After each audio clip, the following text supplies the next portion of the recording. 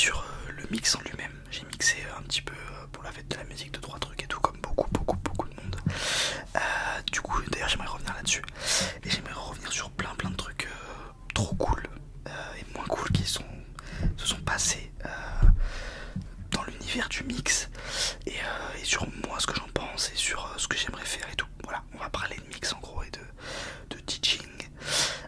Déjà, j'ai mixé à la fête de la musique et j'ai vu une vidéo de je ne sais plus qui disait que il est vrai, parce que je mixais dans un espèce de snack, donc pas du tout un endroit dédié pour ça. Et il est vrai que la fête de la musique, c'est pour célébrer la musique. Bon, évidemment que on n'est plus, on n'est pas au mot près, mais je vois ce que les gens veulent dire. Et c'est surtout et en grande partie pour célébrer les musiciens. Et il est vrai que, avec tout le respect que je me dois, je suis très loin d'être un musicien et je suis très loin d'être un artiste, contrairement enfin, comme beaucoup de DJ. Je dis pas que tout le monde est nul et je dis pas que voilà, mais c'est quand même pas du tout le même art, sans ce downgrade. Mais il est vrai que il y a quand même ce truc qui s'est perdu de ce que j'ai compris. Bon, je l'ai moins vécu parce que ça fait pas si longtemps que je fais la fête de la musique, mais il y avait quand même ce truc il y avait des orchestres avant, il y avait des instruments un peu plus partout, ce que je comprends et je comprends le charme. Il est vrai que voir la moindre boulangerie, la moindre fromagerie, le moindre snack avec son DJ, je comprends que ça puisse énerver. Après, c'est des opportunités comme les autres. Nous DJ, même si c'est pas du tout mon métier, c'est un hobby, excusez-moi, je fais 40 les degrés. C'est plus un hobby, mais voilà, nous DJ, on saisit tout ce qui est possible de prendre. Et en l'occurrence, là, c'était avec des amis, donc ça a absolument rien à voir. Mais voilà, pour expliquer un petit peu ce que j'en pense là-dessus, et parce que je comprends totalement l'argument. Ensuite, pour parler de choses un peu plus gaies, j'aimerais upgrade un petit peu le matériel. Je gagne un peu plus d'argent parce que je fais des saisons, donc en ce moment ça va bien. Et donc j'aimerais revendre mon TDJ FLX4 que je vais vous montrer. Ça c'est mon casque que je vais mettre là. Mon TDJ FLX4, donc c'est un contrôleur DJ. La différence avec une platine ou suivant comment les gens l'appellent, c'est que là il faut un ordinateur pour que ça fonctionne. Donc c'est le plus haut de gamme du très bas de gamme. Je sais pas si vous voyez ce que je veux dire. En gros, il y a bien moins cher, mais et il y a bien, évidemment, il y a 100 fois plus cher, mais je veux dire, pour cette gamme de prix, enfin pour ceux de cette gamme, pardon, tout court, c'est le meilleur rapport qualité-prix. C'est pas un truc pro. Pour ceux qui s'y connaissent un tout petit peu en son, il y a genre 2 sorties RCA, pardon. Donc le son est quand même un peu daté. Là, les finitions, bon, c'est du plastique, c'est pas dingue. Je peux pas trop faire les bruits parce que les boutons, bon, ça va. Les boutons sont très forts. Donc ouais, j'aimerais la vendre, même si je l'adore et que je pense pas être encore à 100%. J'arrive pas à la gérer à 100%, je pense. Je pense que je sais tout faire dessus, mais je pense pas être encore 100% à l'aise avec tout ce que je pourrais savoir faire. Mais je pense pas que ça devrait arrêter le fait d'acheter un truc un peu mieux. Et il y a évidemment des trucs qui me sont venus en tête. Donc déjà, évidemment, en ce moment, Alpha Theta. Donc là, vous avez vu, c'est une platine, on va dire platine. C'est un contrôleur Pioneer. Pioneer, c'est très connu dans le son. Et c'est la marque la plus représentée dans le teaching. De très loin, mais vraiment de très loin.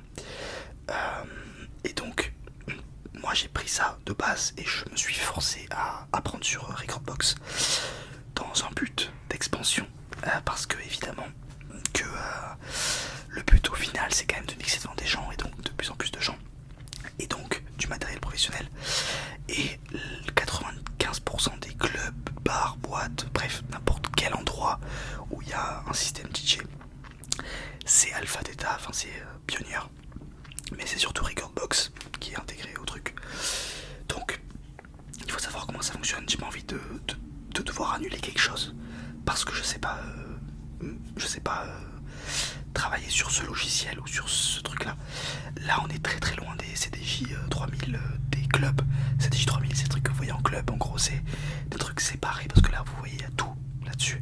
Il y a les 2 jogs, donc les jogs c'est des trucs pour faire tourner, pour faire y a la table de mixage au milieu, c'est très très en mot. Et donc là il y a tout qui est lié ensemble, mais quand vous avez un club, vous achetez le nombre de jogs que vous voulez. Bon, en général c'est 3-4, bon après au-dessus ça sert à rien, une table de mixage. Et donc ça c'est pas encore pareil, mais c'est le plus proche pour le moins cher, vous voyez ce que je veux dire. Et moi j'aimerais un petit peu upgrade avec des XTJ où les noms me sortent par les yeux parce qu'ils sont incompréhensibles. Et c'est pas important pour la vidéo. Mais en gros, j'aimerais bien pas passer un truc, alors je sais pas si c'est le mot contrôleur, mais du coup, passer un équipement qui n'a besoin que de lui-même, entre gros guillemets, c'est-à-dire plus de PC. Parce que c'est ça en fait, au final, le but. Et je veux rester sur les anciennes gammes. Non pas que que je déteste ce que vient de sortir Alpha Theta, d'ailleurs, je crois que j'ai noté le nom. Parce que là ils viennent de sortir un truc, la XTJ AN, et il y a la CDJ 1500X. En gros, ces deux trucs là, c'est censé remplacer un peu la... Bon, ça remplace pas, mais c'est la CDJ 3000. Bon là on va parler un petit peu c'est le...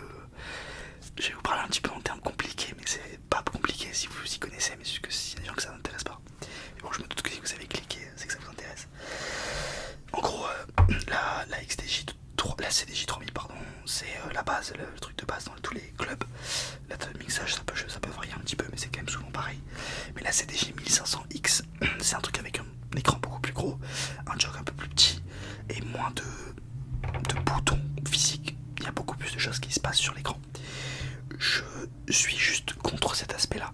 Après, je vous avoue, la taille du jog, la taille de l'écran, moi, plus c'est grand, je vois pas pourquoi j'aimerais pas avoir un grand écran sur un CDJ. Enfin, je veux dire, c'est pas du tout un truc qui me repousse. Et pareil pour le jog, et pareil, mais moi, le seul truc qui me fait chier, c'est qu'on n'a plus autant de boutons, même si ça paraît bête comme ça. J'aime le bouton physique et j'aime la sensibilité du truc. Avoir les hot cues, je crois que ça y est encore, les hot cues, c'est encore en physique, mais avoir les hot cues en tactile, ça veut rien dire. Avoir des boutons en fait en tactile, je ne comprends pas l'intérêt. Vraiment. Et puis surtout que c'est sûr que ça sera moins bien, c'est obligé. Et il y a aussi un autre truc. Alors, il y a deux nouvelles options. Enfin, il y a plein d'options sur ce truc-là. Il y a surtout un truc qui va parler à beaucoup de monde, c'est les requests du public. Alors en gros, il y a deux solutions. Il y a trois solutions. Soit vous les enlevez, soit vous les acceptez, mais vous dites voilà, vous pouvez choisir entre tous ces titres. Vous pouvez choisir lequel vous voulez écouter. Ça veut pas dire que vous êtes obligé de le mettre. Et pareil pour la troisième option, ça veut pas dire que vous êtes obligé de le mettre, mais vous pouvez mettre une option qui dit que les gens peuvent request n'importe quel son. Ok. Bon, ça c'est une chose. Moi, je suis d'accord avec la première option, donc de ne rien mettre. La deuxième, pourquoi pas. Si vous dites ok, j'ai fait ce choix de son et si les gens sont plus dans ce mood là en ce moment et qu'ils veulent voter, bon, c'est vrai que c'est pas le but d'un DJ, c'est quand même de créer un set, etc. Mais bon, à la limite, la troisième option, je la comprends sincèrement pas.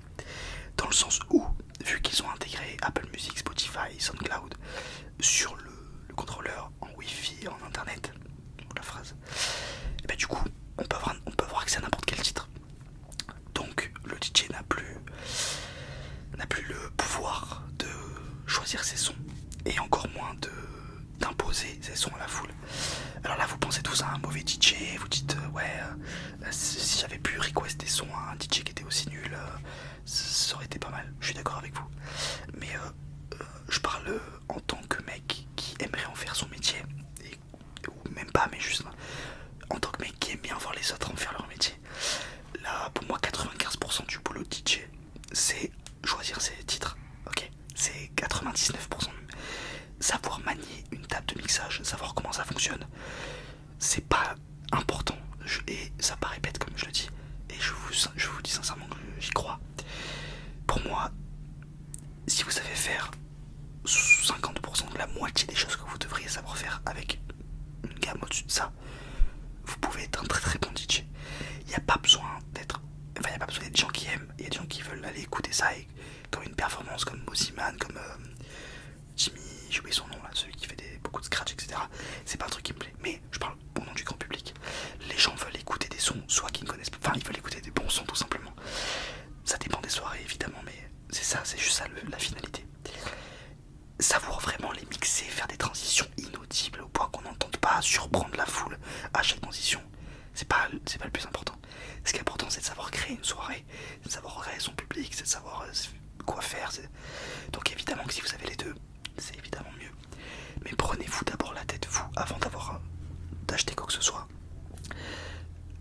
Tiquez des sons, cherchez des sons qui vous plaisent, des sons qui ne sont pas écoutés.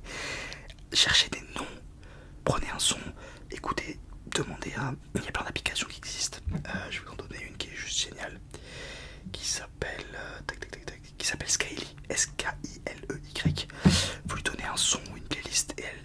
Bon, il y a des trucs payants ou quoi, mais franchement ça vaut le coup. Et il vous donne des sons ou des playlists similaires. Puis après, c'est à vous de chercher, puis... Et au final, vous créez votre bibliothèque.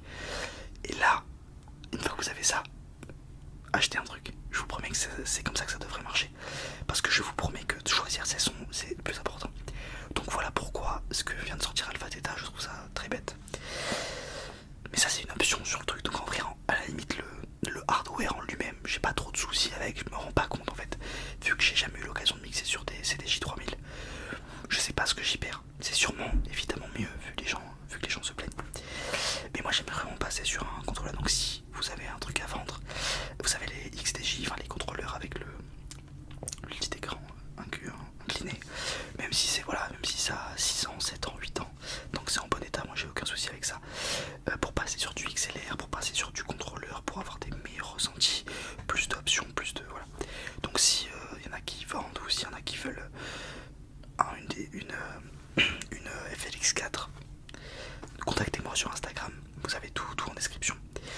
Voilà, j'ai tout dit je pense.